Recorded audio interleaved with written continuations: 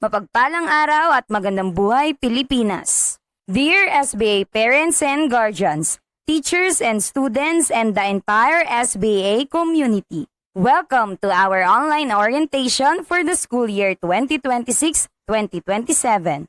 As we begin this academic year, think of this orientation as your guide to navigating school operating system. Today, we will help you download essential information, update your knowledge, and connect you to the programs and services that will support our learners throughout the school year. Our agenda is the school calendar under the 3-term calendar system that serve as a master timeline of academic activities, examinations, holidays, and school events for the entire year. At narito po ang mahalagang petsa at schedule na magsisilbing roadmap ng ating buong school community. Before we proceed to the next update, let us hear a message from our school head that will serve as our system launch, setting the school direction, goals, and aspiration throughout the year. Dear parents, guardians, teachers, and the entire Star Blossoms Academy family, mapagpalang araw at magandang buhay. First of all, I warmly welcome each and every one of you to this orientation meeting for the academic year 2026-27. Your presence here today is greatly appreciated as it reflects your commitment and support to your children's learning and well-being. To our new and first-time parents, thank you for choosing to be part of Star Blossoms Academy family. We are truly grateful to have you with us and we look forward building a strong partnership with you. Meanwhile, to our dear parents who have been with us through the years, thank you for your continued trust and support. Your commitment inspires us to strive harder and serve our learners better. Naniniwala po ako na mas magiging matibay ang pundasyon ng edukasyon ng mga mag-aaral kung may pagkakaisa ang mga guro at mga magulang. Kaya maraming salamat po muli sa tiwala at suporta. Moving on, the purpose of this meeting is very important, and it is to ensure that all of you are well informed and prepared for the plans, programs, and direction of this school, as we believe that education is most effective when there is unity between the school and the home. This year, we embrace a significant transition as we adopt the Department of Education 3-term school calendar. Along with this, are updates in our grading system and the recognition of the learners. These changes are designed not only to improve academic outcomes, but also to support the emotional, social, and personal development of our learners. And so, our teachers will guide you through these important updates to ensure clarity and understanding. As educators and parents, we hold a powerful responsibilities to guide, nurture, and influence our children to become not only academically competent, but also morally upright, resilient, and compassionate individuals. And this can only be achieved through our shared commitment. Magkaiba po ang ating tungkulin para sa kaunlaran at edukasyon ng mga bata. Pero ang suporta at pagtutulungan ng bawat isa ay kinakailangan upang masiguro ang dekalidad na edukasyon ng ating mga mag-aaral. Para po tayong providers para sa kanila. Kayo po mga magulang ang provider ng kanilang mga pangangailangan at kami naman po sa paaralan ang provider ng kanilang kaalaman. Therefore, let us model discipline, instill values, encourage, and provide a support environment where every child feels valued and empowered. Sa atin po magsisimula ang paghubog sa kanila upang sila'y maging mabuting bata. Ang ating magandang halimbawa at gawa, pangaral, mabubuting salita, paghubog sa kanila ng kagandahang asal at pagbibigay ng maayos na kapaligiran, ang kailangan nila upang sila'y maging mabait na anak, masigasig na mag-aral, at mabuting mamamayan. In addition, Star Blossoms Academy is not just a place for learning. It is a community, and in this community, success is a shared responsibility. We cannot do this alone. Your involvement, cooperation, and active participation are essential in helping us deliver quality education and holistic development of your children. Finally, as we begin this school year together, let us move forward with hope, unity, and purpose. And let me give you a meaningful quotation to end my words. Education is a partnership.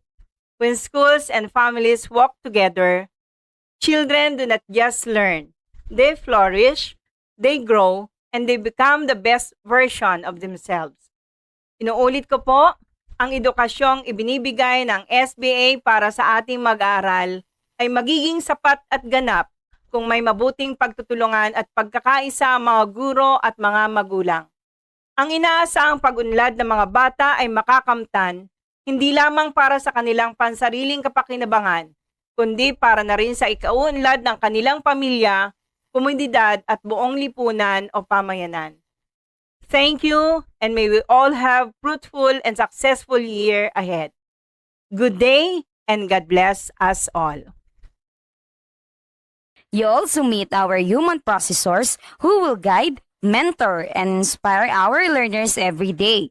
Our SBA educators or teachers who will partner with you in shaping your children's future. The next part will provide important updates on school operations and guidelines. And one of the essential features of our school system is the attendance monitoring. Sa bahaging ito, tatalakay ng patakaran at kahalagahan ng attendance upang matiyak ang regular na pagpasok ng mga mag-aaral. Another important component is the flag ceremony. This serves as our weekly reboot, strengthening discipline, patriotism, and our sense of belonging as members of the SBA community. Next topic focuses on health and safety protocols that help secure the well-being of all learners, teachers, and school personnel. Consequently, as part of our continuous system upgrade, we are also privileged to share with you the updates regarding the implementation of the 3-term school calendar system as well as the latest updates on assessment, grading system, recognition, and awards. The revised guidelines on these matters serve as a dashboard to help us monitor and measure every learner's growth and achievement. Moving forward, other important matters will also be presented and elaborated, like uniforms, financial matters, learning continuity in emergencies, and topics on discipline, particularly the child protection and anti-bullying policies to protect students from harmful behaviors. To switch our system from disciplinary policies to teachers and students' participation, we are also have here communication channels, class framework, and school organization to serve as the fiber cables that connect parents, teachers, and students. And finally, the question and answer portion to help clarify information, encourage participation, address concerns, and ensures that everyone fully understands the orientation. And so, let us tune in and watch the video wherever you feel most comfortable. Welcome to Star Blossoms Academy. School year 2026-2027 is here, and we're excited to bloom together. Let's take a look at our journey this year. Ngayong panuroang taong 2026-2027 school calendar, susundin na ang 3-term school calendar na bagong calendar system na ipinalit sa dating 4th quarter calendar system ng DepEd. Ang sistemang ito ay may 3 termino, Term 1, Term 2 at Term 3. Ang Term 1 ay nahati sa opening block, instructional block, at end-of-term block. Samantala, ang Term 2 at Term 3 ay binubuo lamang ng instructional block at end-of-term block dahil wala na itong opening block. May mga pre-opening activities din po tayong nakaschedule bilang paghahanda bago ang Term 1 opening block. Ito po ay ang mga sumusunod. June 7 to 8, 2026 Teachers Training, June 9 to 11, 2026 Class Preparation, June 12, 2026 Independence Day, June 13, 2026 Parents and Teachers Orientation, Bilang panimula sa Term 1, narito ang opening block schedule na magsisimula sa June 15 hanggang June 19. Layunin nito na ihanda ang mga guro, mag-aaral at paaralan bago magsimula ang regular na pag-aaral at ito ay nakatuon sa paghahanda, orientation at organisasyon ng klase. Halimbawa ng malinaw na schedule para sa opening block mula sa June 15 hanggang June 19, profiling, classroom orientation, creation of classroom rules and policies, diagnostic tests, and health and safety activities. Matapos ang isang linggong schedule para sa opening block, tutungo na tayo sa tuloy-tuloy na pag-aaral ng mga mag-aaral sa ilalim ng instructional block at ito ay magsisimula sa June 22, 2026 para sa regular schedule ng klase. July 40 to 60, 2026 para sa first summative assessment. Sa buwan ng Agosto, nakatakda ang mahalagang pagsusulit at pagdiriwang bilang pagunita sa mga makabuluhang okasyon sa ating bansa. August 11 to 13, 2026, second summative assessment. August 21, 2026, Ninoy Aquino Day. August 31, 2026, National Heroes Day. Ang buwan ng Setyembre ay ang transition period mula sa Term 1 patungong Term 2, kung saan magkakaroon ng end-of-term block para sa co-curricular na gawain pagkatapos ng Term 1 exam. September 9 to 11, 2026, Term 1 examination. September 16 to 29, 2026 naman ang end-of-term 1 block para sa remediation, co-curricular programs, grades computation, core distribution, inset, and wellness of teachers and pupils. September 18 to 19, 2026, Foundation Day. September 21, 2026, Distribution of Cards. September 22 to 23, 2026, Inset. September 24, 2026, Educational Tour and Family Day. September 25 to 26, 2026, Wellness Break. 12 weeks of learning, growth, and fun for Term 1. Together, we blossom at Star Blossoms Academy. Welcome to Star Blossoms Academy Term 2. Sa buwang ito, nagtatapos ang isang buwang pagdiriwang ng Teacher's Day para sa mga kaguruan, hindi lamang po sa Pilipinas kundi sa buong mundo. October 5, 2026, World Teacher's Day. Matapos ito, ipinagdiriwang din ang Feast of the Holy Rosary na ginaganap tuwing October 8, 2026. At sa October 14 to 16, 2026 naman, ang Summative Assessment. And October 30, 2026, Educational Tour and Family Day. Sa November 3, 2026, magpapatuloy naman ang instructional block matapos ang regular holidays na All Saints Day at All Souls Day celebration sa November 1, 2026 at November 2, 2026. Sa November 18 to 20, 2026, magkakaroon muli ng teacher-made assessment. At sa November 30, 2026, ang Bonifacio Day na isa ring legal holiday. Ang mga gawain sa Disyembre ay kabahagi pa rin ng Term 2. Jan Spell sa December 5, 2026 at Feast of the Immaculate Conception sa December 8, 2026. December 9 to 11, 2026 naman ang Term 2 examinations. Para sa end of Term 2 block, narito ang mga gawain. December 14, 2026, Computation of Grades. December 15 to 16, 2026, Inset. December 18, 2026, Christmas Program. At sa December 19, 2026, and last day ng end of term block, kung saan magkakaroon ng health wellness break ang mga guro at mag-aaral. Magsisimula naman ang instructional block ng Term 3 sa buwan ng Enero. January 4, 2027, resumption of regular classes. January 16, 2027, Gen Tink. At sa January 18 to 20, 2027, ang first teacher-made assessment. February 6, 2027, Chinese New Year. February 15 to 17, 2027, second teacher-made assessment. May mga isiningit tayong mahalagang activities sa buwan ng Pebrero kahit nasa instructional block pa. Ngunit magkakaroon ng makeup classes para sa mga ito sa panahon ng end of term 3 block. February 19 to 20, 2027, Confession and First Communion. February 25 to 26, 2027, Scouting Activities. Sa buwan naman ng Marso, narito ang mga mahalagang gawain. March 8 to 12, 2026, National Achievement Test for Grade 6. March 16 to 18, 2027, Term 3 Examination.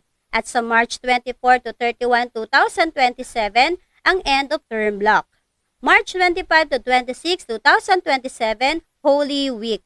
March 30, 2027, Deliberation of Grades. At sa huling gawain ng panurong taong 2026-2027, narito ang mga inihandang mga gawain.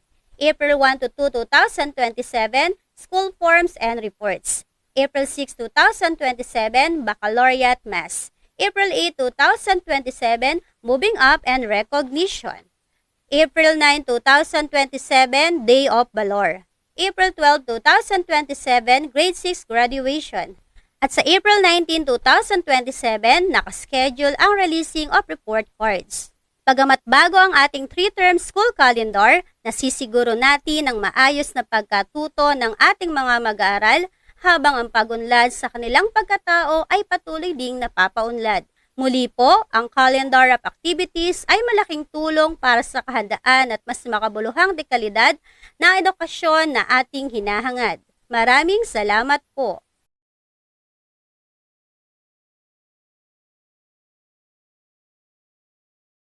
Learning meets innovation, and education connects with the newest technology and gadgets of today. Just like every modern device that has a unique purpose, our teachers and staff are the powerful tools behind every learner's success. Let us now meet the amazing people who make our school brighter. Ladies and gentlemen, parents, pupils, and guests, it is my pleasure to present to you the SBA innovators in the field of education. Just like a powerful laptop that multitasks with excellence, Teacher Lenny V and Teacher Regine, who have served for more than a decade, handle every responsibilities with creativity to teach with grace.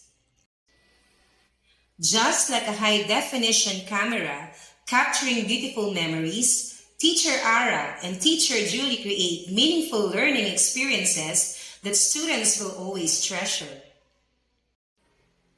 Similar to a smartphone filled with useful applications, Teacher Jinky and yours truly, Teacher Rosel, known as the seasoned SBA educators, are versatile, dependable, and always ready to help students succeed. Like the newest gaming console that brings excitement and teamwork, Sir Daniel, Teacher Jamer, and Teacher Donna, our SBA Millennial and Gen Z educators, energize learning with fun, enthusiasm, and creativity. Just like a power bank that keeps everyone going, Teacher Lani and Teacher Lenny give endless support, encouragement, and positivity to the school community. Known as an organized teacher's assistant, is like a well-organized tablet filled with important files and resources. Teacher Leia and Teacher April are always prepared to support the needs of the school community. Every successful technology needs a brilliant innovator behind it. Like the newest artificial intelligence system that leads with wisdom and vision, our beloved principal, Ms. Leonora D. Glinoga, continues to guide our school towards excellence, innovation, and success. Let us give our inspiring principal a warm round of applause. Like a secure database that carefully keeps important information organized and protected, our hard-working registrar, Ms. Angelita G. Bautista, ensures smooth and efficient school operations for everyone. Like a skilled technician, maintaining every device in perfect condition, Kuya Ruel and Kuya Jobert help keep our school safe, clean, and well-maintained every day. Just like a coffee machine bringing warmth and comfort, Ate Marie and Kuya Ed share kindness and care to every meal and snack they prepare for the school family. And now, as we begin another meaningful school year, may we continue to embrace innovation, teamwork, and learning together. Because in this modern generation, education is the greatest technology for building a brighter future. Thank you and welcome, everyone. Punctuality and regularity in attendance. Inaasahang nasa silid-aralan na ang mga mag-aaral 5 hanggang 10 minuto bago magsimula ang klase. Tardiness. Ito ay yung tinatawag nating pagkahuli sa klase. Bilang mga mag-aaral na responsable at naghahanda bago ang pasukan, dapat alam ng bata ang kanyang schedule sa iba't ibang asignatura. Sa oras na pumasok ang bata at nagsisimula na ang klase, ay mamarkahan ng eskwela ng late o tardy. Kung gagawing madalas ang pagpasok ng huli o late sa klase, ay papaalalahanan ng guro ang magulang upang maayos ang bagay na ito at di na maulit ang pagpasok ng huli sa kanyang klase. Flag ceremony. Ang dakilang seremonyang ito sa pagtataas ng watawat ay ginaganap at ginagawa sa paaralan tuwing Lunes bilang paggalang at pagbibigay pugay sa ating bandila bilang simbolo ng bansa. Sa paulit-ulit na pag-awit ng lupang hinirang, panatang makabayan at panunumpa ng katapatan tuwing may flag ceremony ay natatanim sa isipan ng mga mag-aaral ang kahalagahan ng pagiging tapat na mamamayan. Elementary schools need special health and safety protocols because young children require more guidance, supervision, and protection. The following are some of the important protocols with explanations. Number 1. Daily health check. Teacher or school staff should observe student for signs of illness such as fever, cough, colds, rashes, or stomach pain before the beginning of classes. Young children can easily spread illnesses because they often play closely together. Early health checks help prevent outbreaks and protect both students and teachers. Number 2. Proper hand washing. Students should wash their hands before eating, after using the restroom, after playing outside, and after coughing or sneezing. Children frequently touch surfaces and their faces. Proper hand washing removes germs and reduces the spread of diseases. Number 3. Healthy eating practices. Students should eat nutritious food and avoid sharing food, drinks, or utensils. Healthy eating supports growth and learning, while avoiding food sharing helps prevent the spread of germs and allergies. Number 4. Bullying prevention. Schools should teach kindness, respect, and proper behavior. Bullying must be reported immediately. Elementary students are still developing social skills. A positive environment helps children feel safe, confident, and respected. Number 5. Proper use of school supplies. Students should use scissors, pencils, crayons, and other materials safely and under teachers' guidance. Young children may accidentally misuse school supplies. Safety instructions reduce injuries in the classroom. Number 6. Safe arrival and dismissal. Parents, guardians, and school staff should follow organized pickup and drop-off procedures. This prevents students from getting lost, entering unsafe areas, or living with unauthorized individuals. Number 7. Personal hygiene education. Schools should teach students proper hygiene practices such as covering the mouth when coughing, using tissues properly, and keeping themselves clean. Good hygiene habits protect children from illness and encourage healthy behavior at an early age. And last but not the least, emergency drills. Schools should conduct regular fire drills, earthquake drills, and evacuation exercises. Young learners need practice so they know what to do during emergencies. Drills help students stay calm and respond safely. By following these health and safety protocols, elementary schools ensure a safe, supportive environment where children can learn, play, and thrive. Magandang araw po sa ating lahat. Tatalakayin po natin ang mahalagang pagbabago sa ating basic education system sa pamamagitan ng DepEd Order No. 9 Series of 2026.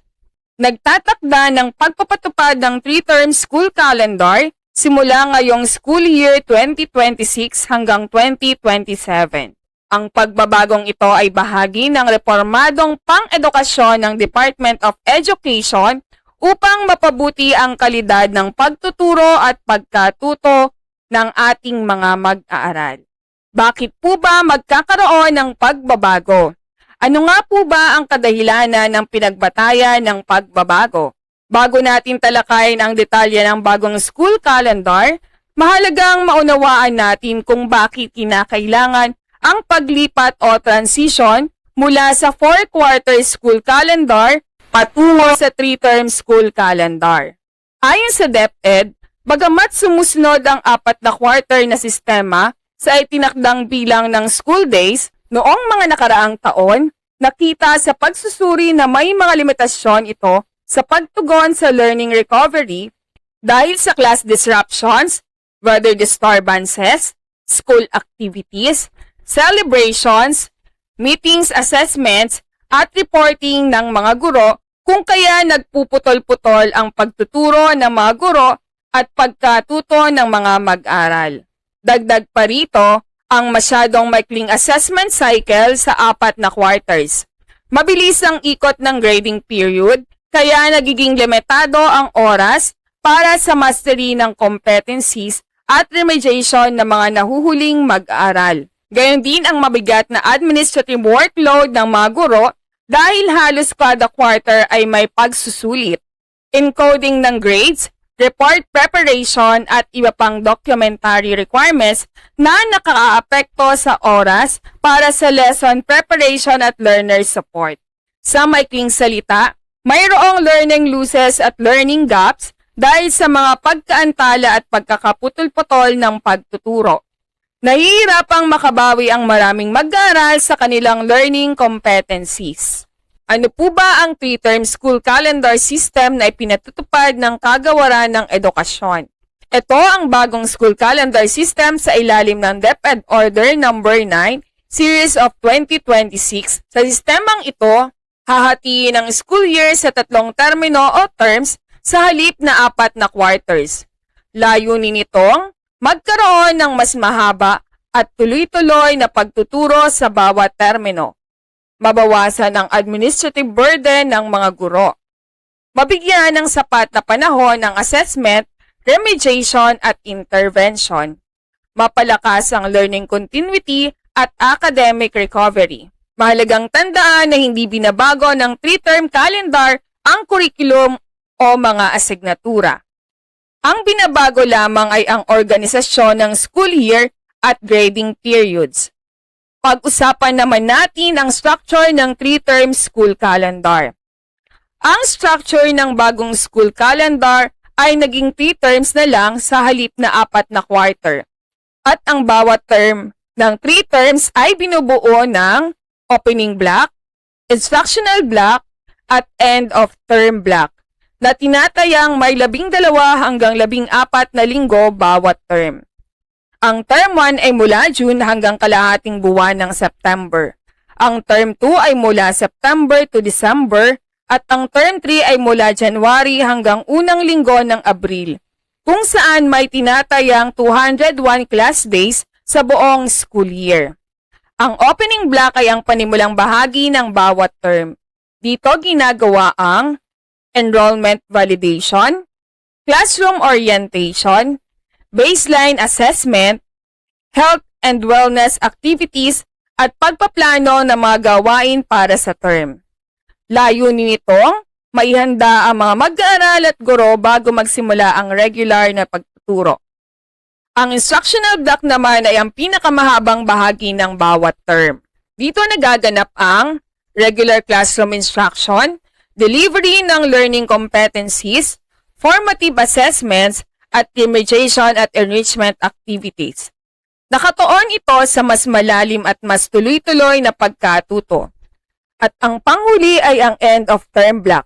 Dito ay sinasagawa ang summative assessments, performance task, portfolio evaluation, computation at submissions ng grades, parent-teacher conferences, at professional development activities ng mga guro. Ano naman ang benepisyo na makukuha ng mga mag-aaral, guro at magulang sa pagpapatupad ng 3-term school calendar? Para sa mga mag-aaral, magkakaroon ng mas mahabang panahon para matutuhan ang competencies.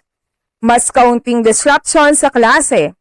Mas maraming pagkakataon para sa remediation at intervention at mas organisadong learning experience. Para naman sa mga guro, mas nababawasan ang administrative workload, mas mahabang panahon para sa lesson preparation, at mas organisadong grading at assessment. At para sa mga magulang, mas malinaw ang monitoring ng academic progress ng kanilang mga anak. Mas may pagkakataon para makipag-ugnayan sa paaralan sa panahon ng end-of-term activities. At mas sistematiko ang school calendar at mga school activities. Kaugnay rin ng 3-term school calendar na ito ang pagbabago ng sistema ng assessment. Ang dating assessment ay may 4 na quarterly assessments at 4 na quarterly grades. Samantalang sa bagong sistema naman ay may 3 major term assessments na lang at 3 term grades. At sa loob ng bawat term ay magkakaroon ng una, formative assessments, pangalawa, performance task, at pangatlo sa end-of-term assessment, nagkakaroon ng comprehensive examination, culminating activities, at competency validation. Sa madaling salita, ang assessment ay nasa end-of-term block na nakalaang panahon para sa mga pangunahing pagsusulit at pagtataya. Hindi na kailangan magsiksikan ang assessment habang nagpapatuloy ang regular na klase. Bakit mahalaga ang assessment sa end-of-term block? Dahil may mas sapat na panahon para sa mastery ng lessons. Mas maayos ang remediation para sa struggling learners. Mas nababawasan ang assessment fatigue ng mga mag-aaral. Mas magiging makabuluhan ang pagsusuri sa kanilang natutuhan. Sa kabuuan, ang DepEd Order No. 9 Series of 2026 ay isang mahalagang hakbang upang gawing mas epektibo, mas organisado, at mas learner-centered ang ating school calendar. Muli po, ang paglipat o transition mula sa 4 na quarter tungo sa 3 terms ay hindi lamang pagbabago ng schedule, kundi isang estratehiya upang protektahan ang instructional time, palakasin ang learning recovery, bawasan ang workload ng mga guro, at mapabuti ang kalidad ng edukasyon para sa bawat batang Pilipino. Maraming salamat po at magandang araw sa ating lahat. Ngayon po ay babahagi ko ang pinakamahalagang nilalaman ng DepEd Order No. 015 Series of 2026, particular ang grading system o ang bagong sistema ng pagmamarka na ipatutupad ng kagawaran ng edukasyon simula ngayong school year 2026 to 2027. Sa ilalim ng DepEd Order No. 015 Series of 2026, nakasaad ang 4 na key stages ng ating K-12 curriculum. Bawat key stage ay may particular na baitang at layunin sa paghuhubog ng mga mag-aaral. KS1 tumutukoy sa kinder hanggang grade 3. Mga bata nagsisimula pa lang sa formal na edukasyon. Nakatuon sa foundational skills gaya ng pagbasa, pagsulat at numeracy. Natututo sa pamamagitan ng laro at karanasan, kaya ang mga gawain nila ay tulad ng show and tell, pagguhit at role play. KS2, saklaw ang grades 4 hanggang 6. Mga batang unti-unting nagkakaroon ng istruktura at sariling agency sa pagkatuto. Nakatuon sa pagpapalalim ng literacy, numeracy at pagbuo ng mas mataas na kasanayan sa pagkatuto. KS3 para sa grade 7 hanggang 10, dito nakapaloob ang junior high school kung saan mas pinapalawak ang critical thinking, reasoning at subject specialization. Gumagamit tayo ng learning logs, journals at simpleng quizzes. KS4 tumutukoy sa grades 11 at 12 o senior high school, mga mag-aaral na naghahanda sa real-world application. Nakatuon sila sa mas mataas na antas na pag-iisip gaya ng debates, pagsusulat ng analysis at problem-solving task. Ganon din sa paghahanda sa kolehiyo at trabaho. Upang masukat naman ang kakayahan ng mga mag-aaral na ito sa bawat key stage, pinagbabatayan ang ginagawang pagsusuri ng guro sa klase at ito ay tinatawag na classroom-based assessment. Kaugnay nito, inilunsad ang ESRU model o Elicit Student Response, recognize and use na cycle ng pagtuturo at pagtatasa upang mas maging makabuluhan, patas at nakatuon sa pag-unlad ang pag-aaral ng bata. Kapag tinanong ng guro ang inyong anak, ito ay nasa paraan o model na Elicit. Sasagot ang bata at ito ay tumutukoy sa response. At kung kikilalanin at bibigyan ng feedback ng guro, ito ay tinatawag na recognize. At gagamitin ito para sa susunod na gawain na use naman ang ginamit na termino. Sa ganitong paraan, ang pag-aaral ng inyong anak ay mas nakatuon sa pag-unawa at pag-unlad, hindi lang sa marka. Samantala, may dalawang uri ng assessment o pagtatasa. Ang formative assessment na ginagamit para subaybayan ang progreso ng bata at hindi kasama sa grado. At ang summative assessment na ginagamit para sukatin ang kabuuang natutunan ayon sa curriculum standards ng DepEd. Ngayon pong taon ang unang taon ng transition para sa pagbabago ng markang ibibigay sa mga mag-aaral. At ito ay nakabatay sa antas ng mga bata. Sa Key Stage 1, kindergarten hanggang grade 3, descriptive grading ang gagamitin. Wala nang numerical grades na 85, 90 or 95. Sa halip, makatatanggap ang mga magulang ng malinaw na narrative o paragraph na naglalarawan ng kakayahan at pangangailangan ng bata. Para sa nursery at kindergarten, gagamitin natin ang mga description tulad ng BG, beginning o nagsisimula. Nagsisimula pa lamang matuto o makakitaan ng unang yugto ng pag-unawa. DV or developing, umuusbong. Patuloy na umuunlad at nangangailangan pa ng gabay o ensayo. At CO, consistent o palagiang naipapakita, palagian ng naipapakita ang kasanayan o mastery sa isang aralin. Kung dati ay puro numbers lang ang nakikita sa report card, ngayon ay may kasama na itong descriptor para mas maintindihan ng mga magulang at mga mag-aaral ang ibig sabihin ng grades sa iba't ibang learning area. Para naman sa grades 1 to 3, gagamit ng descriptive levels mula A hanggang E na may katumbas na descriptor kagaya ng 90 to 100, A, advancing o namumukod tangi. Kayang-kaya nila ang standards na mag-isa o may kahusayan. Pwede natin silang gawing peer mentor o mga tagaturo sa kanilang mga kaklase. May grades na 80 to 89 ay B, benchmarking o napamamalas. Ang goal dito ay mas mapalalim pa ang kanilang natutunan at sanayin silang maging independent. May grades na 75 to 79 ay C, connecting, natutungo. May kaunting kailangan pang paggabay. Ang focus ng guro dito ay guided practice para mas tumibay ang mastery. May grades na 65 to 74 ay D, developing, na pauunlad. Kailangan na ng targeted remediation para mas maintindihan ang lesson. May grades na 0 to 64 ay E, emerging o nagsisimula. Kailangan ng intensive support at malalim na intervention dahil hindi pa naipapakita ang mga pangunahing kasanayan o mga foundational skills. Key Stages 2 to 4 or Grades 4 to 12. Numerical grading ay gagamitin pa rin, pero zero-based grading simula school year 2027 to 2028. Ibig sabihin, wala nang transmutation table, kundi raw score na ang basehan. Halimbawa, kung ang raw score ay 75, iyon na mismo ang final grade sa report card.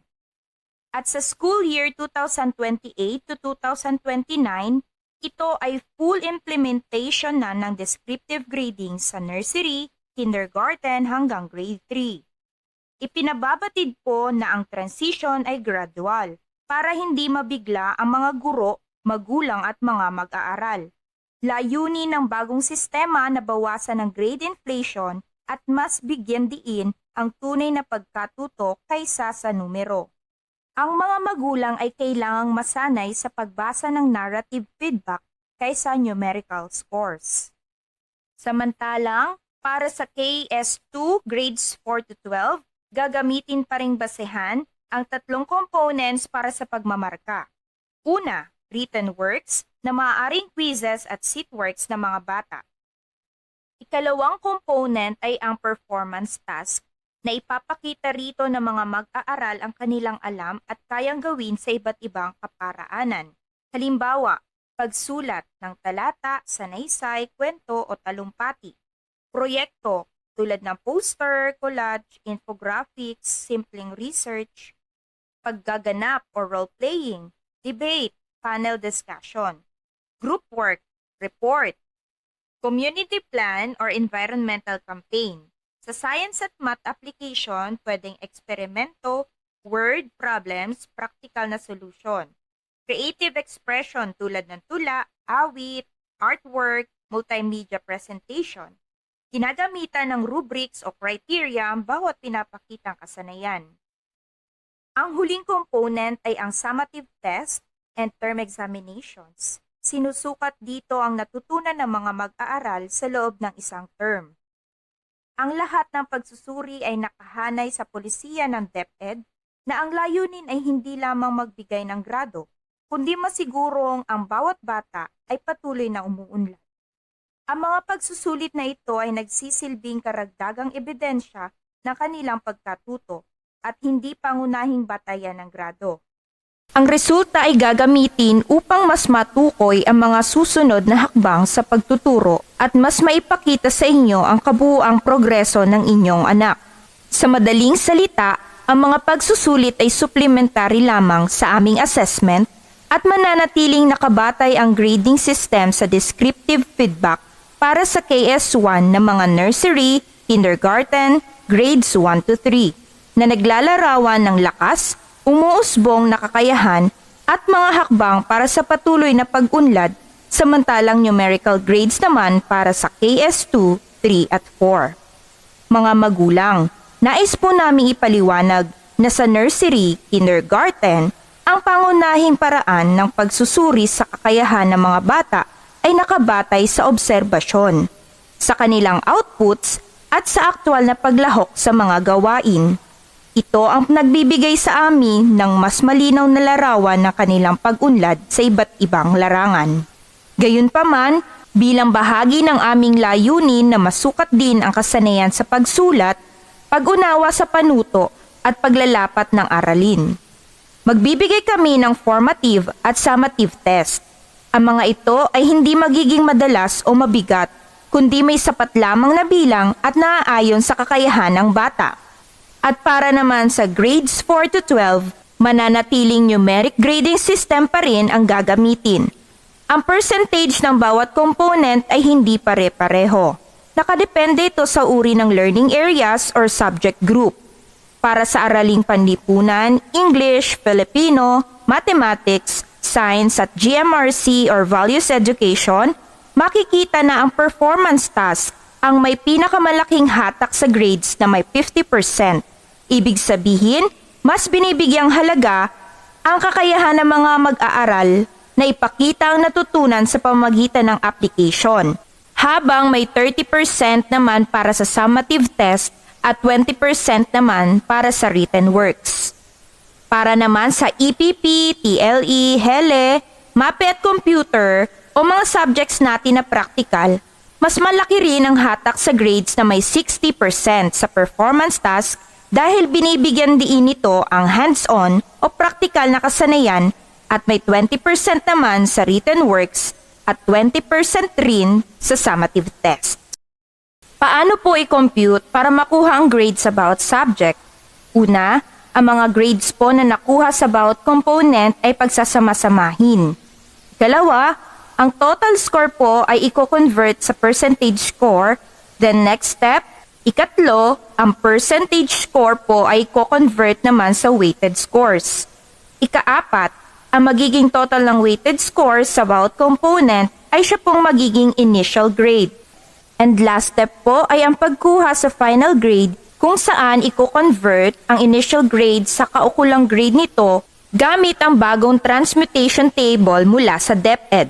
At para sa katanungan ng marami na kung may pagbabago rin ba sa paggagawad ng awards, narito po ang bagong panuntunan para sa parangal o Academic Excellence Awards. Sa nursery, kinder at grades 1 to 3, walang academic awards. Walang top 1. Walang with honors na ipagkakaloob dahil gumagamit ito ng descriptive grading system.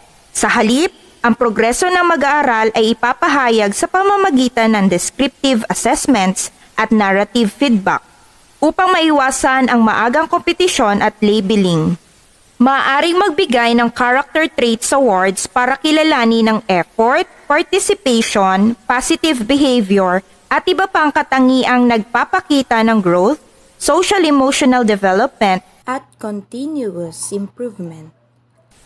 Sa grades 4 to 12 naman, may Academic Excellence Awards para sa general average na 90 pataas at walang final grade na mas mababa sa 80. May iba pang parangal tulad ng Leadership Excellence at Innovation Awards. Ang mga awardees ay ililista alphabetically upang maiwasan ng kompetisyon. Dapat walang disciplinary or derogatory records sa loob ng school year. Ngunit sa ating private schools, lubos na pinahahalagahan ang ginagawang pagpupursigi at pagsisikap ng mga mag-aaral para sa academic development at excellence. May kaukulang award pa ring ibibigay sa mga mag-aaral na makakakuha ng mga grades na 90 pataas at walang final grade sa bawat subject na mas mababa sa 80. Sa huli, inuulit ko po, ang layunin ng pagpapatupad ng bagong grading system ay upang mabawasan ang grade inflation at mas mabigyan diin ang tunay na pagkatuto kaysa numero.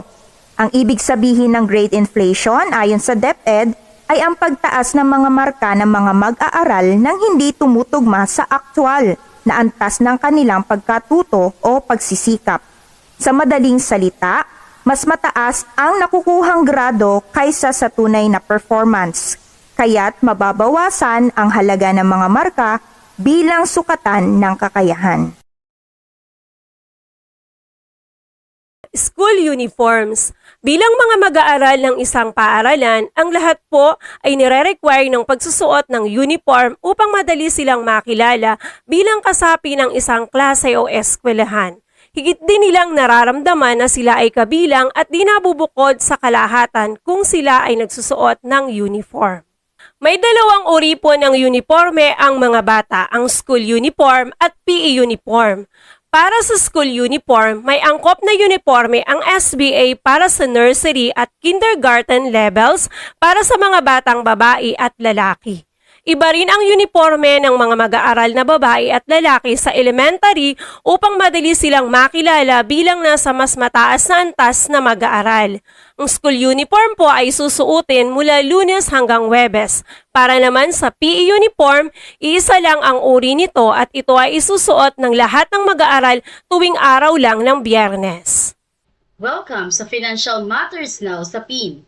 Dito nasusukat kung paano maging responsible ang bawat isa sa pagbabayad ng school fees. Hindi lang ito sa pera, kundi sa tunay na pagiging mabuting magulang ng ating mga mag-aaral. Kapag nag-enroll ang isang mag-aaral, ibig sabihin, committed siya sa buong taong panuruan.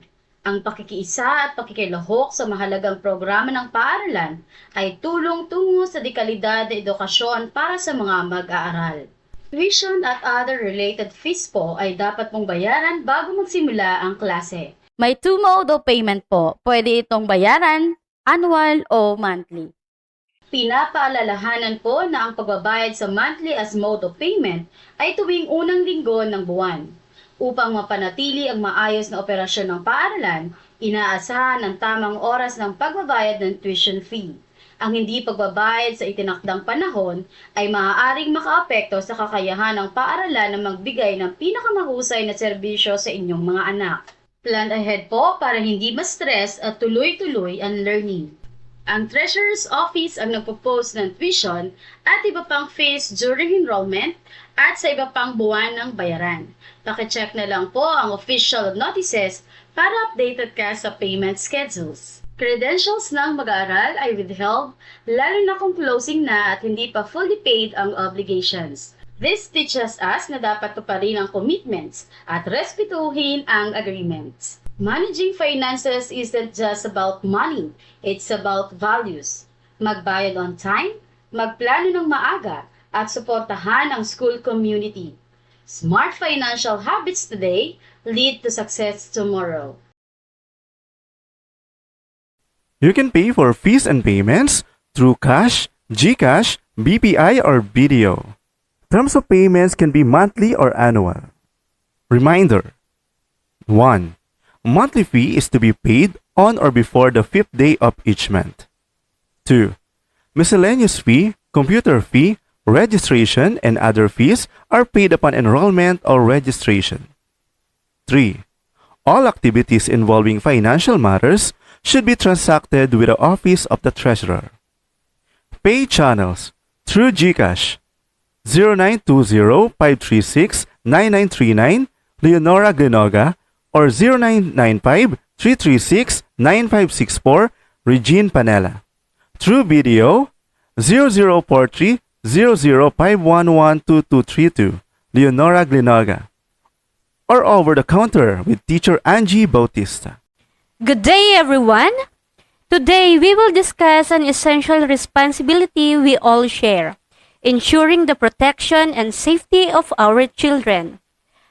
At the Star Blossoms Academy, we are fully committed in promoting child welfare and upholding their rights. Welcome to our presentation on child protection and anti-bullying policy. Every child deserves to learn in a safe and nurturing environment.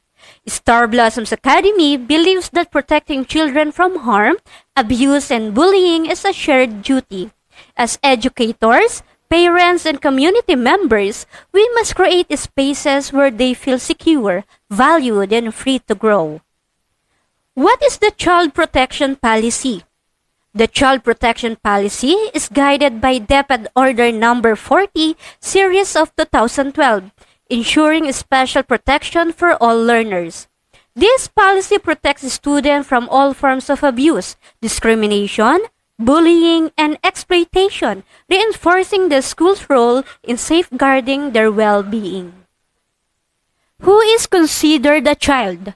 In general, a child is anyone under the age of 18. However, the definition extends to those with physical or mental conditions that prevent them from fully protecting themselves, as well as students who are 18 or older but still in school. And who's responsible for protecting them? Protecting children is not just a responsibility of parents and teachers. Every adult, whether at home, school, or the community, has an important role. Recognizing signs of abuse and reporting concerns can make a real difference in a child's life. What is bullying? Bullying is not just teasing. It is repeated verbal, physical, or online aggressions that harms another student, making them feel unsafe or fearful. It can cause emotional and psychological damage, sometimes lasting well beyond childhood. What do we mean by child abuse? Child abuse can take many forms: physical harm, emotional neglect, manipulation, or sexual abuse. Whether it's a single incident or ongoing mistreatment, the consequences can be devastating for a child's well-being. How can we recognize abuse? Sudden changes in behavior, mood, or social engagement might indicate distress. A child might withdraw, become aggressive, or even display bullying tendencies themselves. Recognizing these signs early can help prevent long-term harm. Child protection procedure. In an instance when a member of the teaching staff is suspecting or hearing complaint of abuse, they must listen carefully to the pupil and keep an open mind. Staff should not take a decision as to whether or not the abuse has taken place. Must not ask leading questions, that is, a question which suggests its own answer. Must reassure the person but not to give a guarantee of absolute confidentiality. The member of the staff should explain that they need to post the information to the chairperson who will ensure that the correct action is taken. Must keep a sufficient written record of the conversation. The record should include the date, time and place of the conversation and the essence of what was said and done by whom and whose presence. The record should be signed by the person making it, which must be kept securely and handed to the chairperson. In other instances, a complaint of abuse should be reported immediately to the chairperson to expedite action. Parents will normally be kept informed of any actions to be undertaken under this procedure. If the chairperson is concerned that disclosing information to parents put a pupil at risk or is against the will of the pupil's wishes, she will take further advice from relevant professionals or to teaching staff before making a decision to disclose or to discuss details with parents. When an allegation or complaint is made against a staff, the chairperson should immediately inform the teacher concerned. In this case, detailed guidance is given to a teacher to ensure that her behavior and action does not place a pupil or herself at risk or harm or of allegation of harm to a pupil. A pupil against whom an allegation of abuse has been made should be interviewed by the chairperson and guidance counselor, and the school policy on positive and nonviolent discipline of children will apply. Procedures in handling child abuse, bullying, exploitation, violence, and discrimination cases. 1. A complaint is filed with the school administration. 2. An intake sheet is completed for documentation. 3. The guidance counselor determines the appropriate intervention program. 4. Within 48 hours, the disciplining authority reviews the case. And 5. The Child Protection Committee or CPC monitors implementation to ensure child support. The Child Protection Committee ensures a systematic approach to child safety. It is led by the school head. It also includes representatives from faculty, parents, students, and even the local community, reinforcing the school's collaborative approach to protection. The Child Protection Committee performs the following functions. 1. Draft child protection policy with a code of conduct and a plan to ensure child protection and safety, which shall be reviewed every 3 years. 2. Initiate information dissemination programs and organize activities or the protection of children from abuse, exploitation, violence, discrimination, and bullying or peer abuse. 3. Develop and implement a school-based referral and monitoring system is attached. 4. Establish a system for identifying students who may be suffering from significant harm based on any physical, emotional, or behavior signs. 5. Identify, refer, and if appropriate, offices cases involving child exploitation, violence, discrimination, and bullying. 6. Give assistance to parents or guardians whenever necessary in securing expert guidance counseling from the appropriate offices or institutions. 7. Coordinate closely with the Women and Child Protection Desk of the Philippine National Police, the local Social Welfare and Development Office, other government agencies and non-government organizations as may appropriate. 8. Monitor the implementation of positive measures and effective procedures in providing the necessary support for the child and for those who care for the child. And lastly, number 9, ensure that children's right to be heard are respected and upheld in all matters and procedures affecting their welfare. Child protection and anti-bullying aren't just policies written on paper. They are responsibilities we all share. Whether you're a teacher, a parent, a student, or any adult in the community, you have a role in making sure children feel safe, heard, and supported.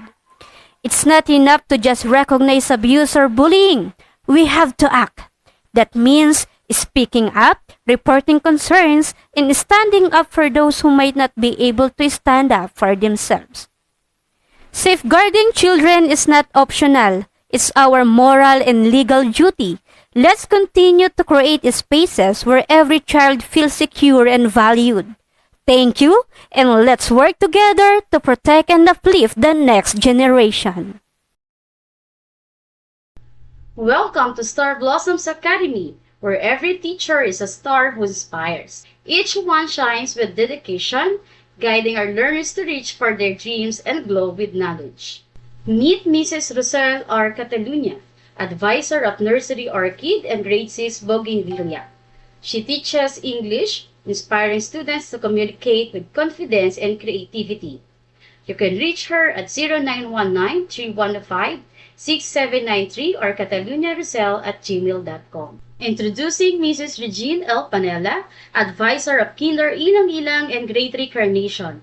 She teaches science and computer and serves as a school LIS coordinator and ICT mentor. Contact her at 0930-240-1910 or rtlpanella@gmail.com. Here is Miss Lani Joy Arlonto, Advisor of Kinder Sunflower and Grade 5 Jasmine. She teaches Filipino, reading and literacy and language, and makabansa. Contact her at 0966-549-6477 or lontoclani@gmail.com. Meet Mrs. Jinky O. Ramirez, Advisor of Kinder Daisy and Grade 1 Kamiya. She teaches mathematics, GMRC, and computer. Contact her at 0995-310-465 or ramirezjinky0906@gmail.com. Meet Miss Jamer A. Bringel, Advisor of Grade 1 Sampaguita and Grade 5 Gumamela. She teaches mathematics. Contact her at 0991-701-7028 or churjamer0507-1998@gmail.com. Introducing Miss Maria Arabel E. Olea, Advisor of Grade 1 Waling-Waling. She teaches Makabansa and Filipino subjects. Contact her at 0945-295-6939 or arabelolea@gmail.com. Here is Miss Jonna V. Monteverde, Advisor of Grade 2 Zinia. She teaches English and mathematics subjects. Contact her at 0991-782-2591 or monteverdejonna21@gmail.com. Introducing Mrs. Lenny S. Arrigo, Advisor of Grade 2 Dahlia and Grade 4 Daffodil. She teaches Makabansa and science subjects. Contact her at 0929-614-3055 or arigolenny2013@gmail.com. Meet Mrs. Maria Julibin E. Tarsena, Advisor of Grade 3 Chrysanthemum. She teaches English and Filipino subjects. Contact her at 0956-552-2391 or teacherjudy@gmail.com. Here is Mrs. Lenny V. E. Militante, Advisor of Grade 3 Lily. She teaches English and health subjects. Contact her at 0915-349-2189 or lvmilitante@gmail.com. Meet Mr. Daniel G. Zurkiel, Advisor of Grade 4 Yellow Bell and Grade 6 Periwinkle. He teaches Araling Panlipunan, Science, and MAPE subjects. Contact him at 0998-901-0153 or dzurkiel@gmail.com. Introducing Miss April T. Pajares, our writing and arts teacher. Contact her at 0967-046-5456 or momapril24@gmail.com. Supporting our faculty is Mrs. Leia D. Tamayo, our teacher aide. Contact her at 0909-814-2449 or leatamayo11@gmail.com. Meet Mrs. Maria Angelita G. Bautista, our school registrar. Contact her at 0928-439-6143 or bautistamariaangelita@gmail.com. Leading Star Blossoms Academy is our principal, Miss Leonora D. Glinoga. You can reach her at 0920-536-9939 or noraglinoga@gmail.com.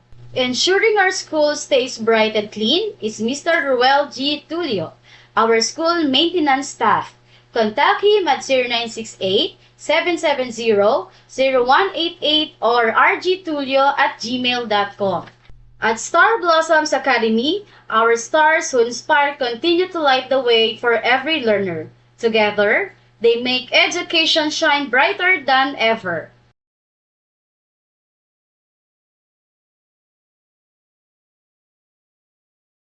Magandang araw po sa ating lahat, lalo na sa ating mga magulang at mag-aaral. Ngayon po ay ipapaalam po namin ang schedule ng klase ng ating mga mag-aaral mula nursery hanggang grade 6 upang maging gabay ninyo sa paghahatid at pagsundo ng inyong mga anak. Nursery Orchid. Ang mga mag-aaral sa antas na ito ay magsisimula ng kanilang klase mula 10:30 ng umaga hanggang 12:35 ng hapon. Para naman sa Kinder Ilang-Ilang at Kinder Daisy, ang oras ng kanilang klase ay magsisimula ng 7 o'clock ng umaga hanggang 10:30 ng umaga. Samantalang ang Kinder Sunflower naman ay magsisimula ng 1 o'clock hanggang 4 o'clock ng hapon. Sa mga mag-aaral na nasa unang baitang, may mga magkaklase sa umaga at sa hapon. Para sa umagang schedule, papasok ang mga mag-aaral mula grade 1 Sampaguita mula 7 o'clock hanggang 11:30 ng umaga. Samantalang ang grade 1 Kamya at Waling-Waling naman ay magsisimula ng klase mula 12 o'clock ng tanghali hanggang 4:30 ng hapon. Para naman sa ikalawang baitang na binubuo ng grade 2 Zinya at grade 2 Dahlia, magkakaroon ng pang-umaga at panghapon na schedule. Ang grade 2 Zinya ang nasa pang-umagang schedule mula 7 o'clock na umaga hanggang 11:30 ng umaga. Samantalang ang grade 2 Dahlia naman ay magkakaroon ng klase sa hapon mula 12:30 ng tanghali hanggang 4:30 ng hapon. Para naman sa ikatlong baitang, narito ang kanilang schedule. Ang grade 3 Chrysanthemum at grade 3 Lily ay magsisimula ng klase mula 7 o'clock ng umaga hanggang 11:30 ng umaga. Samantalang ang grade 3 Carnation naman ay magsisimula ng klase ng 12 o'clock ng tanghali hanggang 4:30 ng hapon. Narito naman ang schedule ng mga mag-aaral mula ika-4 hanggang ika-6 na baitang. Grade 4 Yellowbell. Magsisimula ang klase mula 7 o'clock ng umaga hanggang 1:30 ng hapon. Samantalang ang grade 4 Daffodil ay magsisimula ng klase mula 10 o'clock ng umaga hanggang 4:20 ng hapon. Para naman sa ika-5 at ika-6 na baitang na binubuo ng grade 5 Jasmine, grade 5 Gumamela, grade 6 Bougainvillea at grade 6 Periwinkle, narito ang kanilang schedule. Grade 5 Jasmine. Magsisimula ang kanilang klase mula 7 o'clock ng umaga hanggang 1:30 ng hapon. Samantalang, ang grade 5 Gumamela naman ay magsisimula ng klase mula 10 o'clock ng umaga hanggang 4:20 ng hapon. Para naman sa grade 6 Bougainvillea at grade 6 Periwinkle, pareho magsisimula ang kanilang klase ng 7 o'clock ng umaga hanggang 2 o'clock ng hapon. Mga butihing mga magulang, hinihiling po namin na ihatid sa paaralan ng inyong mga anak 10 minuto bago magsimula ang kanilang klase. Pakitandaan din po ang kanilang oras ng uwian upang masiguro ang kanilang kaligtasan. The SBA School Organization. Ngayon ay ating tatalakayin ang tungkol sa mga school organization ng SBA at ang mga kahalagahan ng pakikilahok ng mga mag-aaral sa iba't ibang organisasyon ng paaralan. Ang pagsali sa mga organisasyon ay isang mahalagang paraan upang malinang ang magandang pakikitungo sa kapwa, pagtutulungan, pagiging responsable, pagkakaroon ng inisyatiba at mahusay na pamumuno at pagsunod. Dahil dito, hinihikayat ang lahat ng mag-aaral na sumali sa mga organisasyon at makilahok sa mga gawain at proyekto na makakatulong sa kapakanan, pagkakaisa at pag-unlad ng buong komunidad ng SBA. Gayunpaman, mahalagang tandaan na ang lahat ng organisasyon ay dapat may pahintulot at pagkilala mula sa paaralan. Ang anumang aktibidad o proyekto ay kinakailangang aprubahan muna ng administrasyon bago ito isagawa upang matiyak ang kaayusan, kaligtasan at tagumpay ng mga gawain. Narito naman po ang mga opisyal at otorisadong organisasyon ng paaralan. Student Government, BSP, GSP, Cub Scout at Star Scout, English Club, Science Club, Mathematics Club, Dance Troupe, at Drum and Lyre Band. Ang bawat organisasyon ay may mahalagang papel sa pagpapaunlad ng talento, kakayahan at kumpiyansa ng mga mag-aaral. Paalala rin sa lahat ng mga mag-aaral na mahalagang mapanatili ang balanse sa pagitan ng pag-aaral at mga gawaing pang-organisasyon o co-curricular activities. Dapat pa rin maging prioridad ang pag-aaral habang aktibong nakikilahok sa mga organisasyon. Sa huli, inaasahan natin na sa pamamagitan ng mga samahang ito ay mas mahuhubog ang disiplina, leadership at pakikipagkapwa-tao ng bawat mag-aaral. Here are the co-curricular and extracurricular activities offered by our school. Integral parts of the students' curriculum held outside the classroom to foster well-rounded individuals. We strongly encourage all our students to participate as these activities contribute to their performance evaluations. Morning praise or assembly, held every Monday, where students take on leadership roles, boosting their confidence, and pupils lead our morning assembly. The food for thought for the week. Food for thought. Kindness is like a boomerang. It always comes back to you. When you're kind to others, it spreads happiness and make the world a better place. Number 2, election of class officers and supreme pupil government. Provides opportunities for the students to develop their leadership skills. Number 3, Nutrition Month celebration. To promote awareness about the importance of proper nutrition and healthy lifestyle habits for individuals of all ages. Number 4, Buwan ng Wika, where students showcase traditional attire, songs, dances, language, and food. Number 5, Foundation Anniversary and Family Day celebrations. Includes student performance in various levels. Number 6, Rosary Month, typically held every October. Number 7, Scout Investiture and Camping, fostering friendships, camaraderie, and leadership among students. Number 8, Field Trips. These trips promote learning, exploration, and relaxation. Number 9, Outreach Program, held usually in December, distributing donations from our school and generous parents.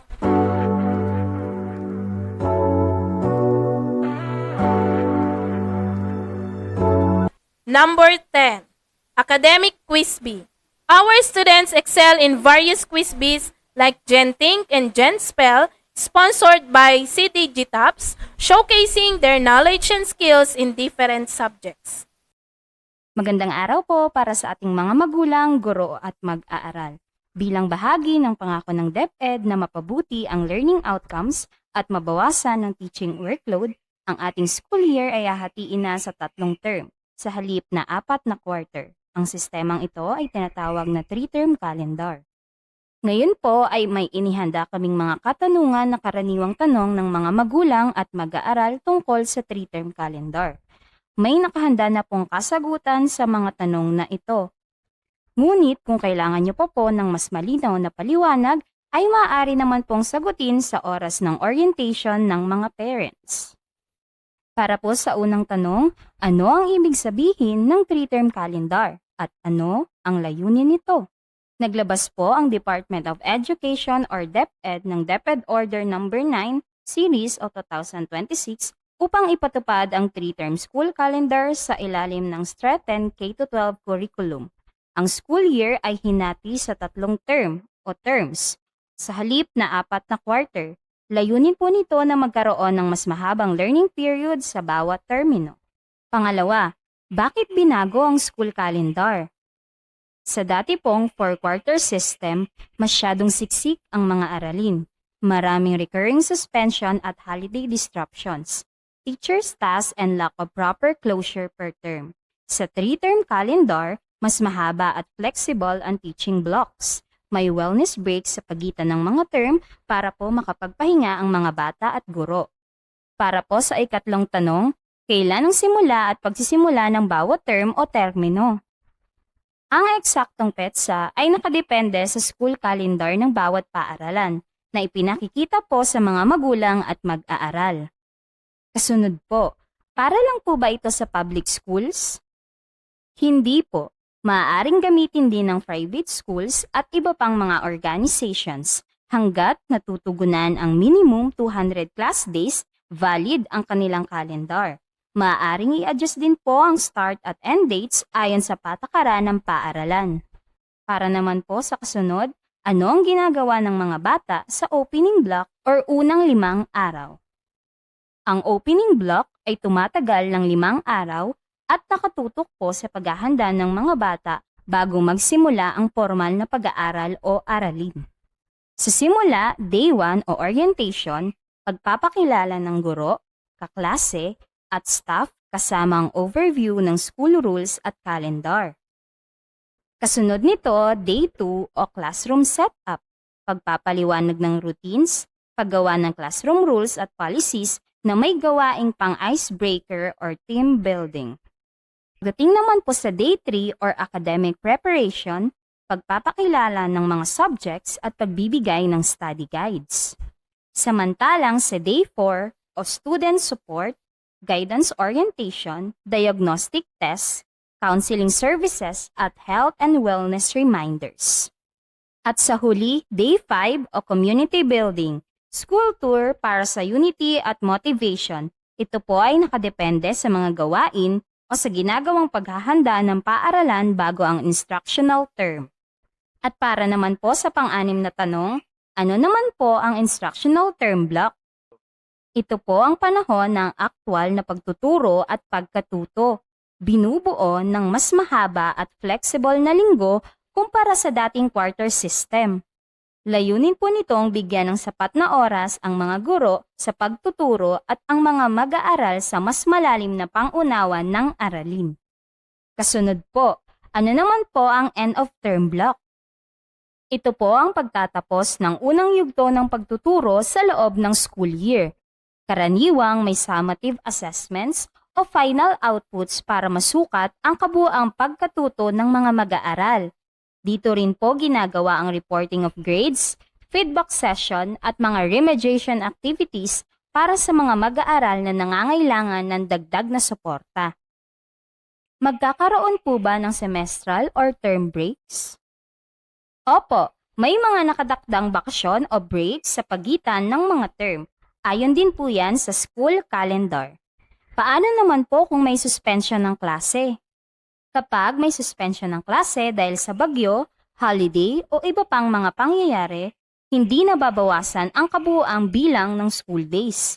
Ang adjustments ay gagawin sa loob ng instructional block. Maaari ring magkaroon ng make-up sessions kung nasa 10% na ng class disruptions upang matiyak na makukumpleto ang lahat ng aralin.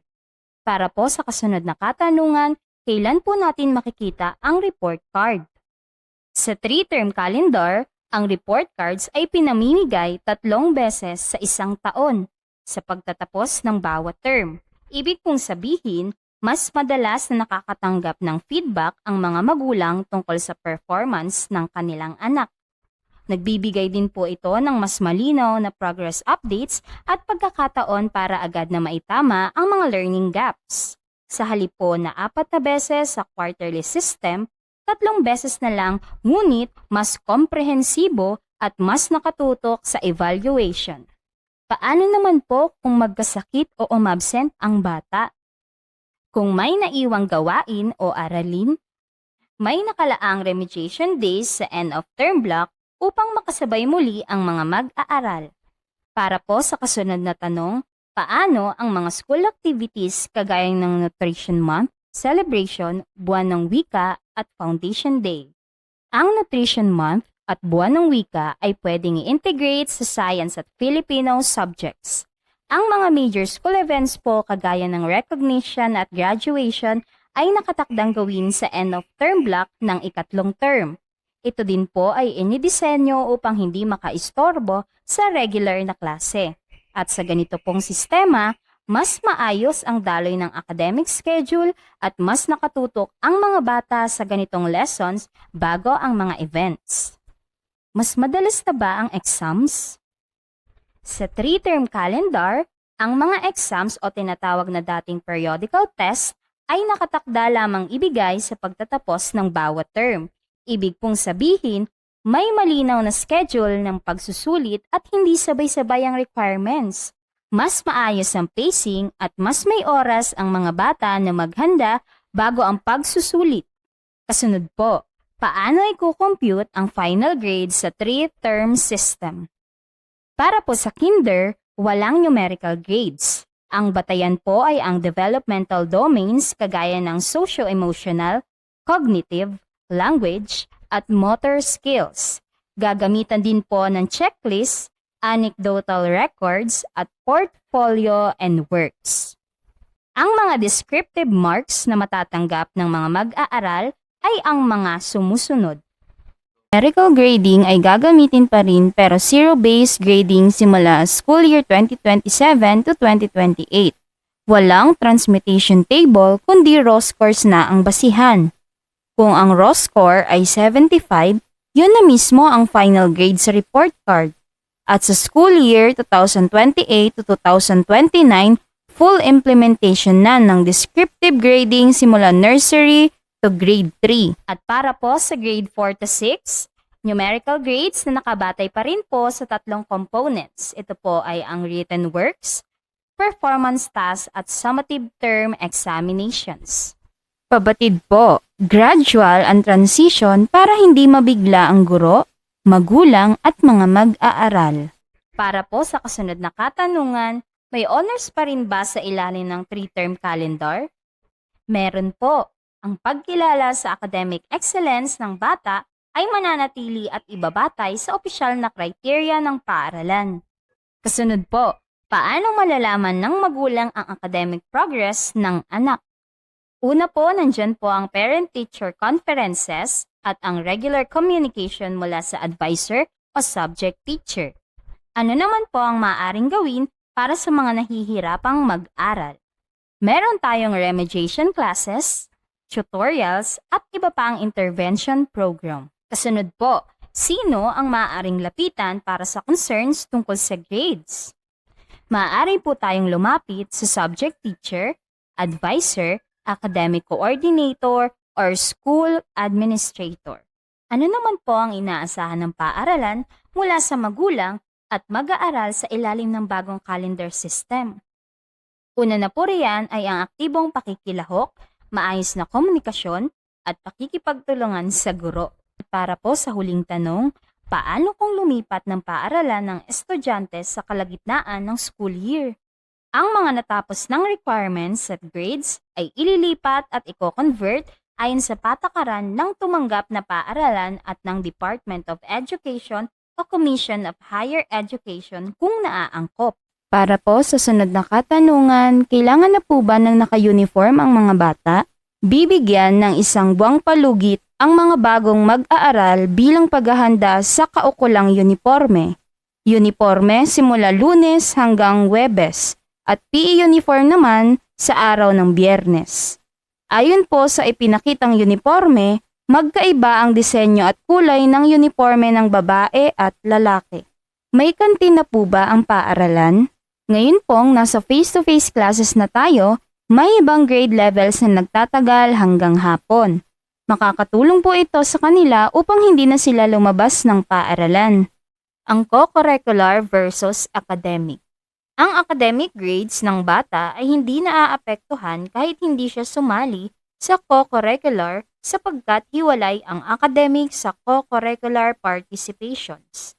Maaaring makaapekto ito sa Character Development Awards o recognition.